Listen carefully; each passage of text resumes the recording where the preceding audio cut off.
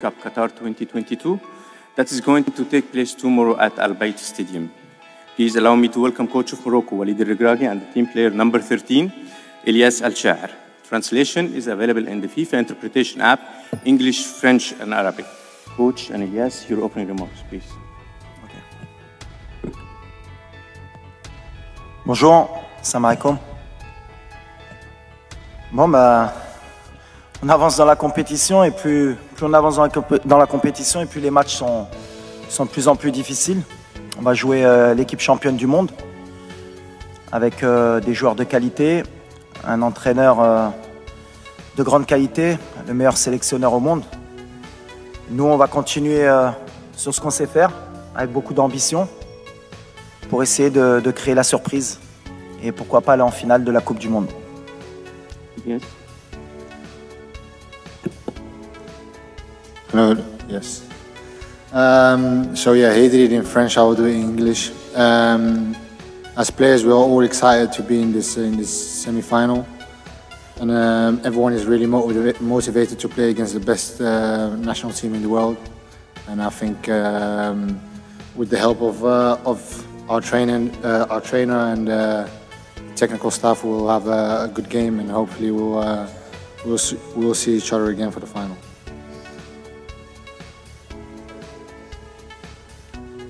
عديل الرحموني مدير موقع ماتش بريس بالمغرب.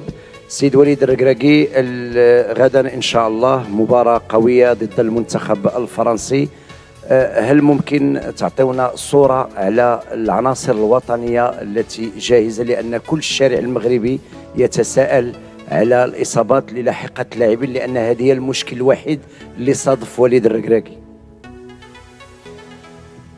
Bon, comme tout le monde le sait, on a beaucoup de blessés, mais on récupère bien. On a un staff médical qui est de très haut niveau, et chaque jour il y a des choses positives qui viennent avec des bonnes nouvelles. Donc voilà, on attend toujours jusqu'à la dernière minute, c'est ce que j'ai dit depuis le début de la compétition, pour prendre les décisions. Donc pour moi, il n'y a personne qui est out, et il n'y a personne qui est in, on va dire. Voilà, on verra demain qui est prêt, qui n'est pas prêt, mais en tout cas, on mettra la meilleure équipe possible et les joueurs qui sont à 100% pour débuter le match. Colbert Yompan, Diaspora News Cameroun, bonjour coach. Quel est le sentiment qui vous anime en ce moment? Celui de vous dire, on a atteint les demi-finales, c'est déjà énorme, tout ce qui arrive, c'est un bonus, ou alors de se dire, on est là, on donne tout pour la finale? C'est un peu ce qu'on veut changer comme mentalité. On est venu dans cette compétition avec beaucoup d'ambition et on est venu pour changer les mentalités, notamment de notre continent. Et c'est ce que j'ai dit aux joueurs. Si on est content juste d'arriver en demi-finale et de se dire que quoi qu'il arrive, on aura réussi notre Coupe du Monde, y en a beaucoup ici qui diront qu'on l'a réussi. Moi, je ne suis pas de cet avis. On est dans les 4 meilleures équipes du monde. On n'est pas arrivé par hasard. Et on a notre mot à dire demain pour aller en finale. Et on va être dans cet état d'esprit, en espérant que, comme je l'ai dit depuis le début, que notre adversaire ne va pas nous respecter, comme beaucoup d'équipes.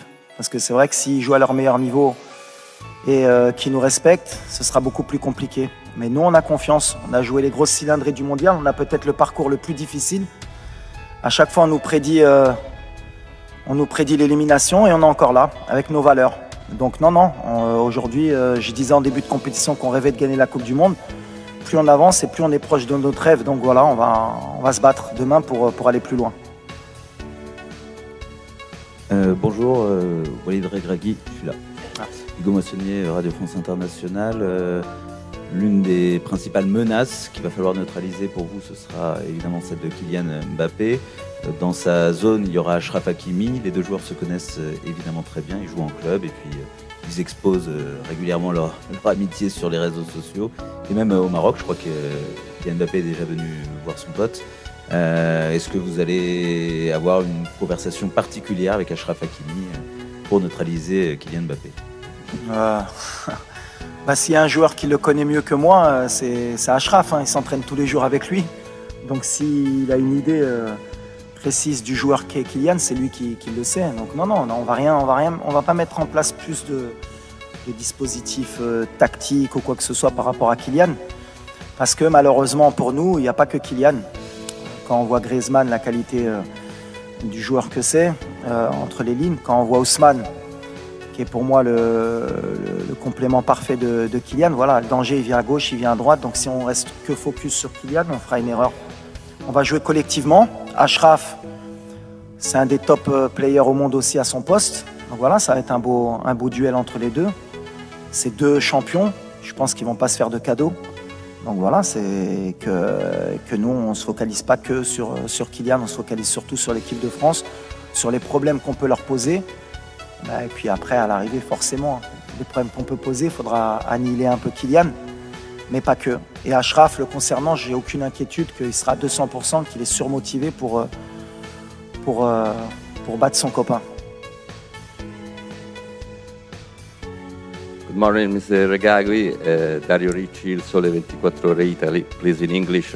In your opinion, what will be the key points of the match from a tactical and a mental point of view? Thank you. The key for us is the spirit, you know, is the team spirit. Now we play same of club, not of national team. Everybody work, everybody want to give our best in every game, and we play a collective game every time with a good spirit. And the spirit for me is everything in the football. Is more important, and with the heart and the spirit. Before we continue with the questions, I would kindly ask our colleagues, the photographers, to please leave the room. Our colleagues, photographers, kindly please leave the room. Thank you. No more photos.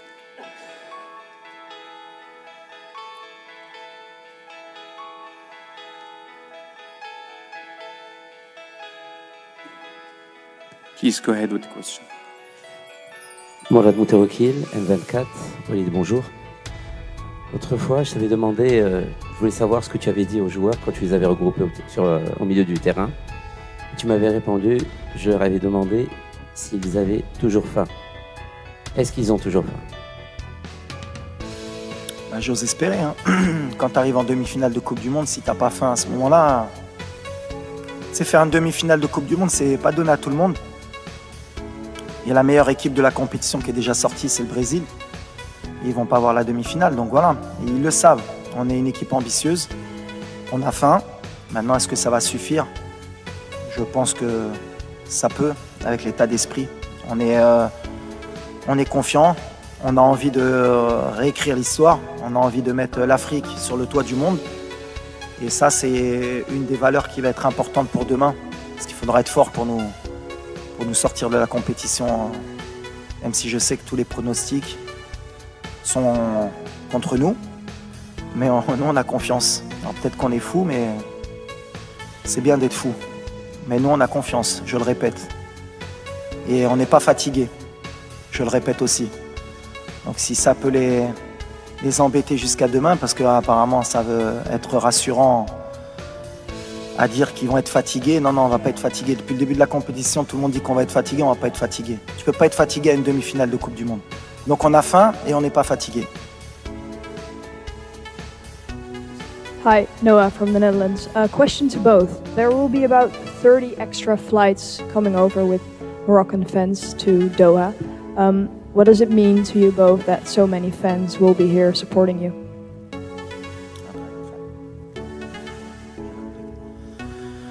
Well, for me, we have the best fan in the world. Maybe with Argentine fans and Brazilian fans. I'm very happy because now the world begin to know what is a Moroccan fan. He's a crazy guy. He loves his country, he loves his club.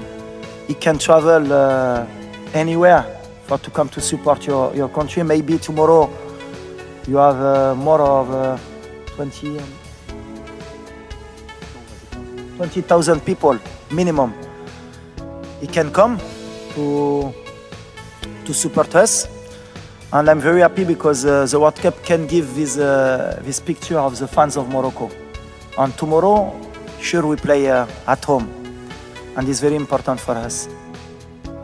Yes, and for me the same. I think all the Moroccan fans around the world, they come and support us, and it's a great honor and pride to play for these fans and make them proud. So I think it's really important for us that we go out there and perform and make these fans happy, because like the manager said, they are the best fans in the world. So we are out here to give our all and hopefully at the end be the best. نجيم منقود. السر الركراكي انت تزاديتي في فرنسا، مسارك وتكوينك الاحترافي كان فيها. تمنيتي كيف قلتي في السابق تلعب مع هذا المنتخب وتحققت الامنيه في نصف النهايه.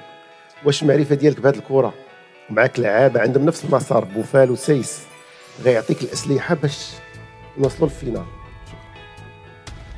Non, je rentre pas du tout dans ce contexte. Moi, je suis né en France, j'ai la double nationalité. C'est un honneur et un plaisir de rencontrer la France, mais c'est que du football. Donc voilà, moi je viens, je suis entraîneur de mon équipe nationale.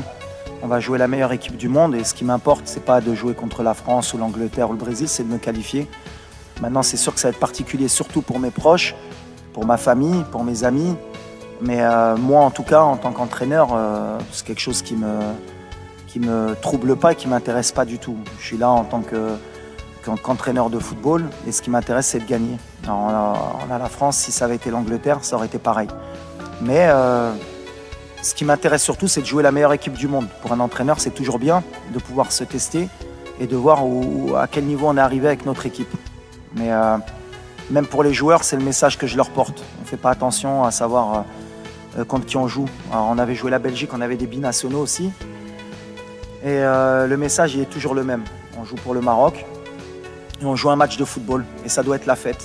Et je pense que pour tous les binationaux franco-marocains, ça doit être une fête. Et quoi qu'il arrive, eh ben, je pense qu'on fera la fête ensemble sur les champs, que ce soit si c'est le Maroc qui gagne ou la France. Parce que voilà, on vit ensemble et on est content d'être ensemble. C'est le plus important. Salam alaikum, c'est Walid, c'est Ilyes. Vous allez rencontrer le dernier finaliste de la Coupe du Monde. On connaît les qualités de la France, notamment avec ses joueurs offensifs. Pensez-vous qu'il faudra exiger plus de conservation du ballon de la part de vos joueurs afin de casser le jeu français et tenter de créer plus d'occasions? Ou gardez-vous ce système de défense collective en tentant d'être plongeant sur les contre-attaques? Merci, c'est Walid. Non, on va jouer comme on sait faire. Alors après, il y a la mode, c'est ce que j'ai dit, je vais le répéter. Parce que maintenant, on est en demi-finale, c'est bien, il y aura peut-être plus d'écho.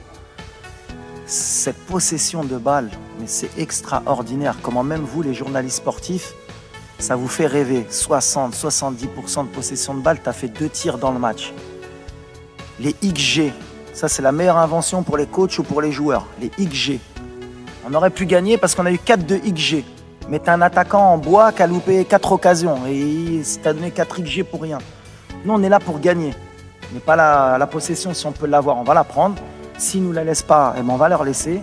Mais on va se battre avec nos moyens pour gagner. Et je pense qu'il y a un sélectionneur en face de moi qui est le meilleur au monde pour moi et il a très bien compris ça depuis longtemps.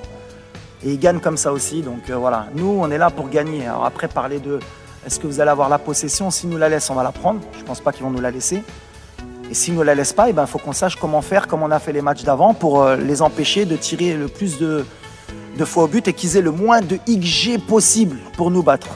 C'est le truc. Mais on y va pour faire un coup et pour gagner. Mais la possession, je vais demander à Infantino, s'il peut donner 1 point ou 3 points à partir du moment où on peut avoir 60% de possession, ça va changer beaucoup dans les championnats. Parce qu'à part City, qui est à chaque fois à 70 de possession, mais la possession... Je suis passé par là, moi, la possession. C'était mon rêve, moi. Guardiola, à un moment donné, il m'a rendu fou, lui aussi. Ah ouais, tiki-taka, la possession. Ah ouais. C'est sûr que quand tu as De Bruyne, quand tu as Bernardo Silva, quand tu as XY, la possession, c'est bien.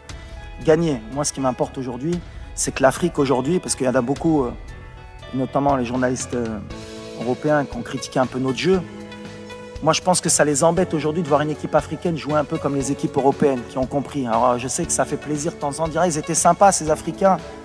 Il y avait un peu de danse, ça jouait bien, ils nous ont fait plaisir. Bouffal l'a mis 2 petits ponts, c'est magnifique.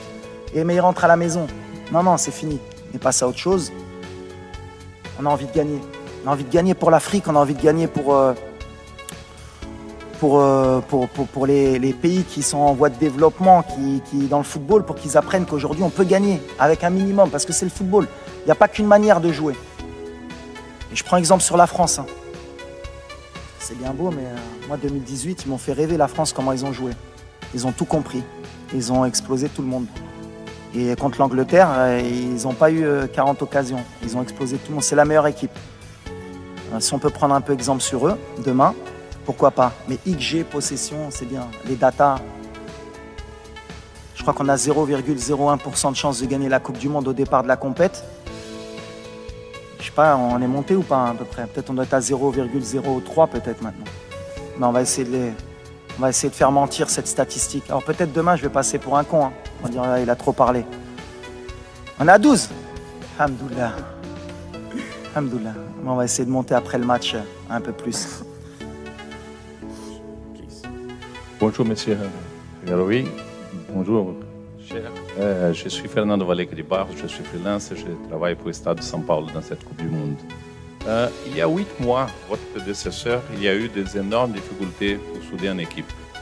Vous arrivez, vous formez un groupe avec des joueurs des origines différentes et le Maroc est là, c'est une réalité. Et vous êtes dans le carré final. Explique-moi un peu les secrets pour souder un groupe, qu'est-ce que vous avez fait. Et pour Cher, je voudrais savoir sur l'idée de faire venir les familles. Avec qui de votre famille est ici avec vous et quel support cette expérience de venir avec vos proches vous donne comme force. Merci beaucoup. Bah, pour moi, il y a mes parents, il y a ma femme, mais après, il y a tous les joueurs aussi, tous les parents des joueurs, on est tous une famille. Et je pense que ça c'est une force à nous. Et j'espère qu'on continue comme ça parce que c'est beau à voir. Si tu vois les vidéos après le match et tout avec les joueurs, avec leur maman et avec leur papa, c'est quelque chose de beau. Tu as des larmes dans les yeux. Donc oui, ça donne une force incroyable. Et on va utiliser cette force pour les prochains matchs. Ben, par rapport à la situation, ce que j'ai pu apporter, je pense que c'est surtout les joueurs. Moi, j'ai essayé de créer rapidement un groupe, c'était important. Et j'ai beaucoup réfléchi à comment aborder le tournoi, parce qu'en fait, la compétition de la Coupe du Monde, ça n'a rien à voir avec des qualifications ou avec une préparation sur du moyen ou long terme. Donc on était sur du court terme, il fallait préparer une équipe pour un tournoi. Comment faire pour gagner des matchs dans un tournoi et se qualifier. Donc on a beaucoup réfléchi avec le staff. On a mis beaucoup de petits détails en place, notamment la venue des parents, des familles, pour essayer de créer un état d'esprit qui puisse nous aider à nous surpasser dans cette compétition. Et ensuite, tactiquement, on a été au plus facile et au plus rapide. C'est-à-dire d'être une équipe très bien organisée, qui fait des sacrifices, et qui a confiance en elle. Donc voilà, pour le moment ça nous a réussi, ça aurait pu ne pas marcher. Mais on a pris des options qui aujourd'hui nous donnent raison et je suis content pour ça parce que les joueurs surtout ont adhéré et ont cru au projet et je suis tombé sur des vrais bons gamins qui aiment leur pays et qui m'ont suivi. Donc voilà. Salam alaikum. هشام فرج من الشركه الوطنيه لاداره التلفزه المغربيه. مرحبا سي وليد سي الياس. سي وليد انا ما بغيتش نسولك على المباراه لانه المباراه تقريبا قلتي كل شيء ولكن اليوم كيفاش نستثمروا هذا النجاح اللي احنا اليوم فيه صراحه هو انجاز كبير ديال كره القدم الوطنيه. فرحنا انه تابعنا لاعبين ديال الدوري المغربي وديال البطوله انهم حاضرين لانه كان هناك بعض من شكك في قدرات اللاعبين المحليين انهم يكونوا يعطيوا الاضافه على مستوى المراكز التكوين. كنتابعوا اكاديميه محمد السادس ومراكز اخرى اللي كتعطي لاعبين. كيفاش نستثمروا هذا النجاح باش نبقاو غاديين في هذه الاستمراريه ونشوفوا لماذا ان شاء الله نحققوا كاس افريقيا وتكون نجاحات ديال الكره المغربيه. شكرا. Non, mais le plus important pour moi, le message que je veux envoyer, c'est que je veux pas qu'on commence à catégoriser les joueurs qui intègrent l'équipe nationale. Les joueurs de Botola du championnat local, les binationaux, les joueurs de l'académie. Non, non, quand on intègre l'équipe nationale, on est marocain, on vient avec ses qualités et parce que le sélectionneur pense que tu peux apporter quelque chose. Et moi, sur les 26 joueurs que j'ai choisis, j'ai pas fait de quota. J'ai regardé ceux qui pouvaient apporter quelque chose à l'équipe et qui pouvaient donner un plus. Et aujourd'hui, c'est bien parce qu'ils le rendent sur le terrain. Après, c'est plus l'environnement extérieur qu'on des doutes concernant ces joueurs-là. Mais moi qui les connais, j'avais aucun doute. Un joueur comme Atiatla, ça joue en Europe tous les jours. Yahya Jebran, ça joue en Europe tous les jours. Dari, même s'il a eu quelques complications à un moment donné à Brest, mais c'est un jeune joueur, il va progresser comme Aguerd à l'époque à Dijon. C'est des joueurs qui peuvent jouer en Europe. Voilà. Après, c'est l'état d'esprit, c'est ce que je dis. Une équipe nationale, c'est complètement différent de club. Il faut créer un groupe, un état d'esprit et que tout le monde adhère. Et c'est ce qu'on a réussi à faire. Mais c'est bien pour l'avenir parce que ça a donné confiance à des plus jeunes et à des joueurs du championnat local pour progresser et travailler.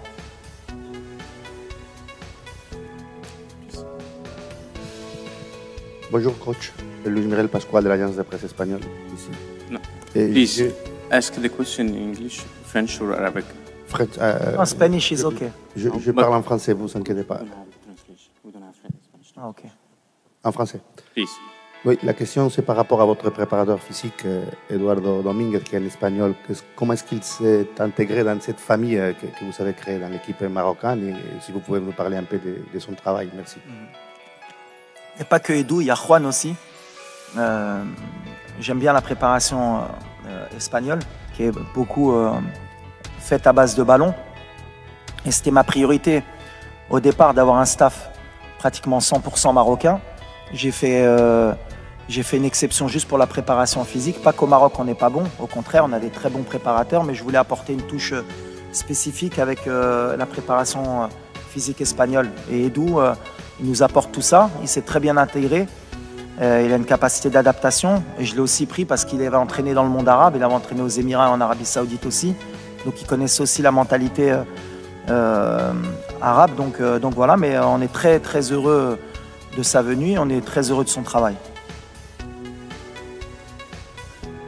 Bonjour Walid, Emmanuel Branguet pour l'agence France Presse. Tu connais forcément très bien le football français, puisque tu en es aussi.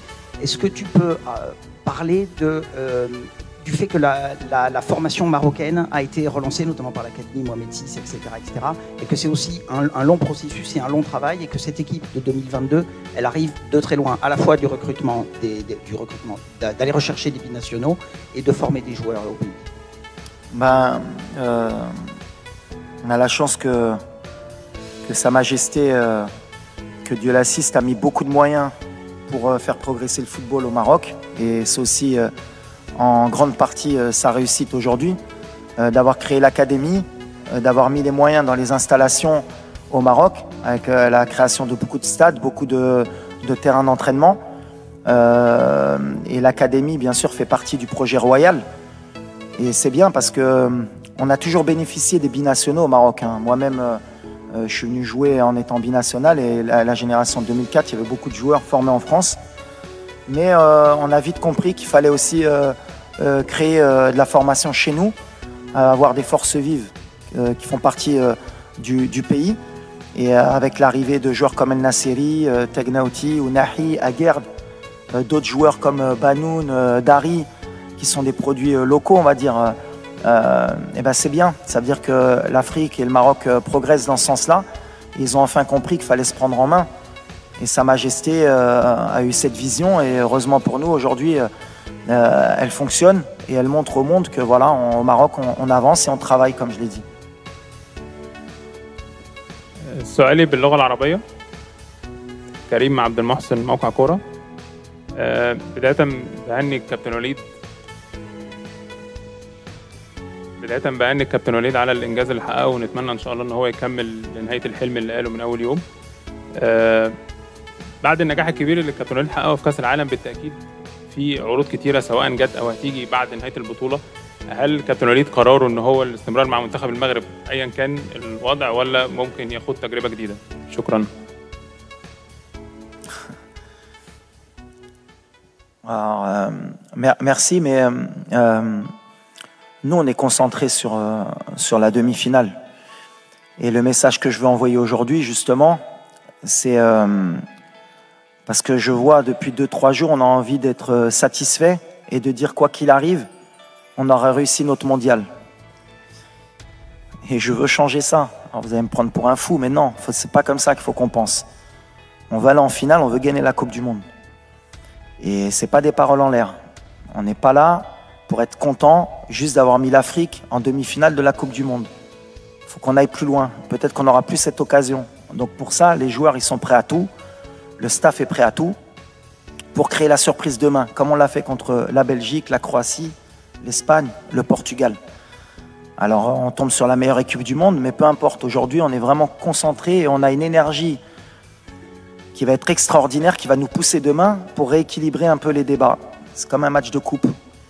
Voilà, quand il y a l'envie, quand il y a la ferveur, quand il y a le public, je pense qu'on est capable. Me concernant, moi, sur mon avenir, je suis marocain, je suis concentré sur mon équipe nationale et j'aime mon pays. Voilà, c'est le plus important.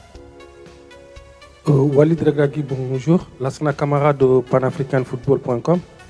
Je vous ai connu à Corbeil-Essonnes.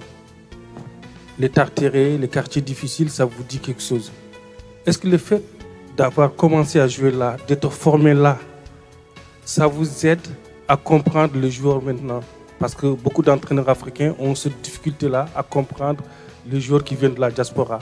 Et en plus de ça, conjugué à ça, vous étiez entraîneur du Wydad. Le 31 mai, vous étiez champion d'Afrique. La Ligue des champions africains, vous l'avez gagnée. Là, le 18 décembre, vous pouvez gagner la Coupe du Monde. Et toute l'Afrique attend que ça. On a fait aussi. Les journalistes africains ont suivi nos équipes africaines. Chaque année, c'est les branlés sur branlés. Ça sera la première fois de ma vie que je ne supporterai pas l'équipe de France parce que je suis l'équipe de France depuis 5 ans. Mais je veux cette coupe-là. Le Maroc, il faut donner cette coupe-là à l'Afrique. Inch'Allah. Non, écoute, ouais, j'ai grandi à Corbeil, dans les quartiers populaires. Après, j'ai pas envie d'en faire une histoire. Le jeune de banlieue qui réussit, il est parti d'en bas. C'est magnifique l'histoire. J'ai vu, il y a plein qui sont partis dans mon quartier où j'ai grandi il y a 30 ou 40 ans pour faire des storyboarding de regarder, on peut réussir. C'est un truc comme pour... j'ai envie de changer les mentalités. Compétences. Qu'on vient de banlieue, qu'on vient de Saint-Germain-en-Laye, t'es bon. Alors oui, je viens des quartiers, c'était un peu plus difficile pour nous, on le sait, il faut se battre 2 fois, 3 fois plus, mais c'est pas un frein pour moi et c'est pas un critère pour me plaindre. Je suis là où je suis aujourd'hui et je suis concentré pour faire une demi-finale. Si ça m'aide, oui, forcément. Parce que d'où on vient, on a 2 fois plus faim et comme on s'est battu 2 fois plus, et ben forcément c'est peut-être plus facile à passer ce message-là. Mais ce n'est pas une raison ou une excuse valable pour essayer de créer des histoires. Je suis là avec mes compétences, j'ai passé mes diplômes, j'ai fait 10 ans d'entraîneur avant de prendre la sélection. Je travaille au quotidien, j'essaye d'avoir les meilleurs résultats possibles et j'essaye de montrer le bon exemple. Et si en plus mon parcours, ça peut permettre de faire rêver quelques gamins, que ce soit en banlieue, que ce soit en France ou en Europe, partout dans le monde, mais surtout en Afrique, eh ben, tant mieux. C'est l'objectif aussi, attention, je mens pas. Mais aujourd'hui, je suis en mission. Il est là, le petit, hein? On est en mission ou pas? Pas là pour rigoler, pas de fatigue, je le répète, pour ceux qui pensent, on n'est pas fatigué. Demain, on va courir. On a envie de rentrer dans l'histoire. Pour le Maroc, pour l'Afrique, pour le Maghreb aussi, pour nos frères aussi, Algériens, Tunisiens, Égyptiens, Libyens, pour l'Afrique subsaharienne, pour tous ceux qui ont rêvé un jour de voir l'Afrique en demi-finale ou en finale de Coupe du Monde. On a l'opportunité là, il ne faut pas la gâcher. Moi, c'est surtout ça que je me rends compte. J'ai pas envie qu'on attende 40 ans après pour qu'une équipe africaine ait la chance et qu'il y ait la même conférence de presse dans 40 ans et qu'on dise vous pouvez passer. Non, on a l'opportunité demain de rentrer dans l'histoire, de ramener une équipe africaine en finale de Coupe du Monde. Et comme je suis quelqu'un d'un peu fou et que je suis un peu tout ce qui se disait même avant la Coupe du Monde. On a été beaucoup critiqué, les pays africains. Il y a beaucoup aussi de commentateurs sportifs qui disaient oui, mais l'Afrique, avoir 5, c'est déjà bien et ils sont pas assez bons. Ben, il y a des moments où il faut marquer le territoire et dire non, on est là. On est là et aujourd'hui, on a l'opportunité. Alors, on tombe, la France, c'est la meilleure équipe du monde. Ça va jouer sur des détails, mais on va essayer de le faire. On va essayer de le faire, Inch'Allah. Bonjour Walid, bonjour Ilyes, bonjour Thabit. Il y a un vrai décalage aujourd'hui entre le public, la presse sportive d'un côté et les entraîneurs de haut niveau, et je souligne le haut niveau, les entraîneurs modernes de l'autre côté. Malheureusement, ces entraîneurs modernes, même quand ils viennent dans des émissions de télé et de radio, ils restent superficiels.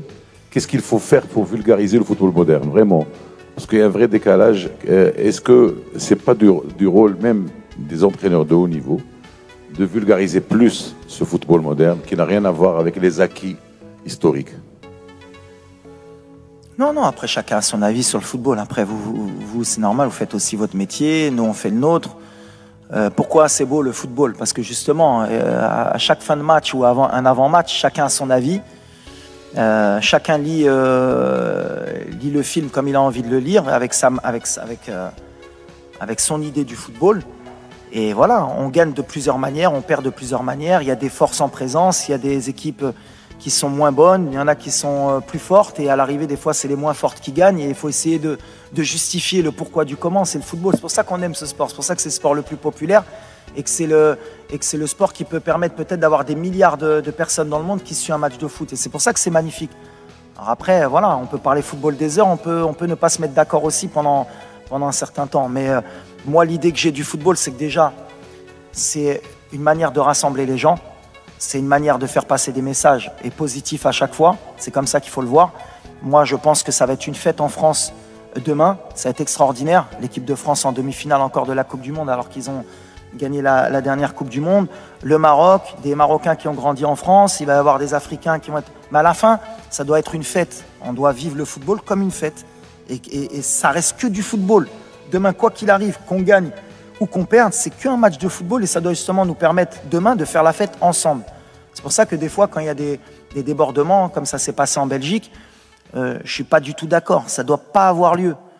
Le football, c'est la fête pour moi. Et demain, ça va être la fête sur le terrain, j'en suis sûr, puisqu'on se connaît. Que le meilleur gagne. Et à la fin, eh ben, voilà, avec chacun ses valeurs, chacun son mode de pensée, eh ben, être content pour l'autre équipe qui ira en finale. Et nous, en tout cas, si on ne doit pas passer, on félicitera les Français, on sera derrière eux.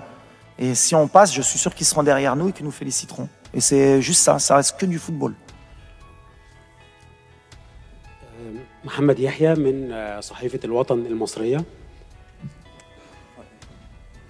Voilà. محمد يحيى من صحيفة الوطن المصرية. يمكن في البداية بهنيكم على الإنجاز الكبير، خليتوا العرب كلهم فخورين بالإنجاز اللي حققه المنتخب المغربي، إنجاز كبير. سؤالي للكابتن وليد، هل الإنجاز دوت ممكن نشوف مدربين عرب على منصات التتويج بعد كده مرة تانية؟ وفي سؤال تاني للكابتن وليد والإلياس، وجود أسر اللاعبين الآباء والأمهات، إيه دوره كان في الإنجاز اللي اتحقق للمنتخب المغربي بالوصول للدور قبل النهائي؟ شكرا.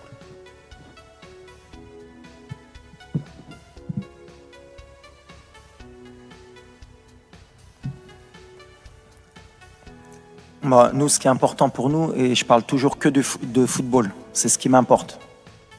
Nous, on essaye Déjà, on représente le Maroc. Donc, on a une image à donner de notre pays à l'international parce que la meilleure tribune, bah, c'est la Coupe du Monde. Donc, si c'est bien ce qu'on a pu véhiculer, c'est-à-dire le rapport entre les joueurs, les familles, notre culture, d'où l'on vient, comment on est, comment on peut se comporter avec nos mamans, avec nos épouses, parce qu'il y a beaucoup aussi de gens qui ne connaissent pas vraiment notre culture, et ben c'est une bonne tribune. Mais après, nous, surtout, ce qu'on veut montrer, c'est notre football sur le terrain. Alors, on représente, aujourd'hui, on nous parle qu'on représente bien sûr le monde arabe, l'Afrique, le Maroc. D'abord, on représente le football, notre manière de jouer, le Maroc. On représente notre pays, comment sont les Marocains, comment ils vivent le football. Je vous ai dit qu'on était un peuple de passionnés. Il y aura sûrement 20 000 personnes qui vont se déplacer. Et quand on connaît les moyens des gens marocains pour venir au Qatar, se déplacer, mettre beaucoup d'argent, c'est pratiquement un budget pour certains pour venir supporter leur équipe, tout comme les Argentins, les Brésiliens, ça montre la ferveur du peuple marocain pour le football. Donc si on peut le montrer, c'est bien. Si on peut faire rêver des gamins dans le monde, que ce soit en Afrique ou dans le monde arabe, c'est encore mieux. Et si on peut donner une image positive de notre pays, du monde arabe, de notre religion aussi, ben c'est encore mieux aussi. Parce que comme je l'ai dit, le vivre ensemble, c'est le plus important. Et je pense que le Maroc, notamment, c'est un pays qui a toujours montré beaucoup de respect pour toutes les religions, pour toutes les cultures. Et c'est un pays qui est magnifique. Et je parlais de Nia, c'est un pays qui est vraiment Nia, le Maroc. Alors, vous traduirez en brésilien, en anglais, en français la Nia, vous chercherez, comme ça vous obligera un peu à comprendre. Mais le Maroc, c'est cette qualité. On est accueillant, on est prêt à donner, et des fois on n'attend rien en retour. Alors ça peut être un défaut, mais c'est pour moi une qualité. Et donc si on a pu montrer aux yeux du monde qui sont les Marocains, qu'est-ce que le peuple marocain, et grâce à Sa Majesté, que le Maroc progresse et qu'on avance, eh ben c'est magnifique. Il n'y a pas meilleure tribune que la Coupe du Monde, et je pense qu'on a montré un bon exemple, et on va essayer encore demain de montrer un bon exemple avant et après le match. Ben, pour moi, le coach, il a tout dit. Hein. Il n'y a rien à rajouter. Donc, tout dit, le coach.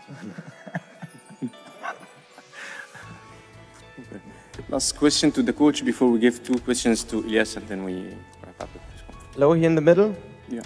Please. Benjamin Zimmer from Germany. My friend from Deutschland, Bayern Munich. Hello. One question to the player. How would you describe your coach? How is he talking to your players? What would you say is important to him? And then to the coach, what's the right answer? So what are the principles of your work? What do you want to see from your players when you work with them in training or even outside in the camp? well, first of all, I think you can see what he did with the players.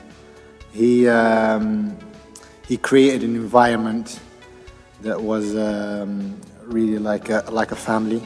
And I think, in my humble opinion, I think he's the best coach in this tournament. Although people will say he's very young or not experienced, but I don't think we as players, we really care about that. I think he is the best possible man to take us as far as possible. And it's not only about football, it's also in life.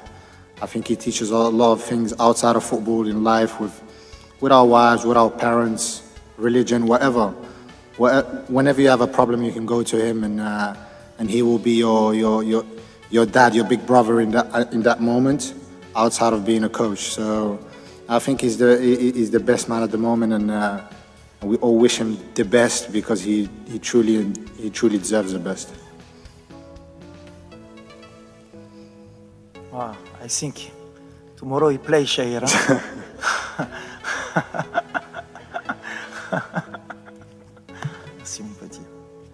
So, one question to the coach and one to the captain, please. Over there. Good morning, Coach. GB Olivero, Gazzetta dello Sport from Italy.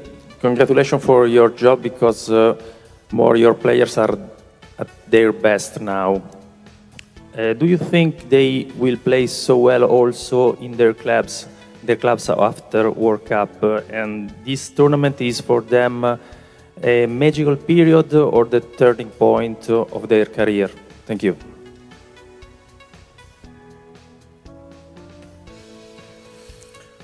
Well, of course, when we play a World Cup, everybody in the world see your game. You have some player, he play not in the small team, because I don't like that, but maybe they serve best team of his club, and is good tribune for us to show his quality. But now everybody is focused for this World Cup. You want to make history, and after, you know, the player, he have his manager, he have his journalists, for he make them a publicity, and he change the club. But now everybody is focused with Morocco, and that is important for me and for the country. Last question to Ilyas Al-Shaar, please. Question to the player, yes. Hello, my name is Fisayo Dairu from Nigeria. I want to ask you, Elias, you're one of the few players that haven't had much minutes with the national team in this competition. How is that? How easy or difficult is that to take in such a competition that has put your country on the history books? I am in the semi-final of a World Cup. Me as a little boy, I could have never ever dreamt of something like this. I know every single player wants to play. There's not one football player in the world that doesn't want to play football. And of course, sitting on the bench is not a nice thing. But if you see what we have created as a team, you can see that no one really cares, as long as the job is done at the end of the day. So when the manager gives me a chance, I will be ready and I will give 100% for him, for my teammates and for my country. But me feeling something because I didn't play, no, I don't feel anything. I feel proud. And like I said before, I'm in the semi-final of World Cup, and that's a real dream come true, and hopefully it doesn't end here. Walid Regragui, coach of Morocco, and Elias El Chaer, player number 13. Thank you. Thank you. Thank you. Merci.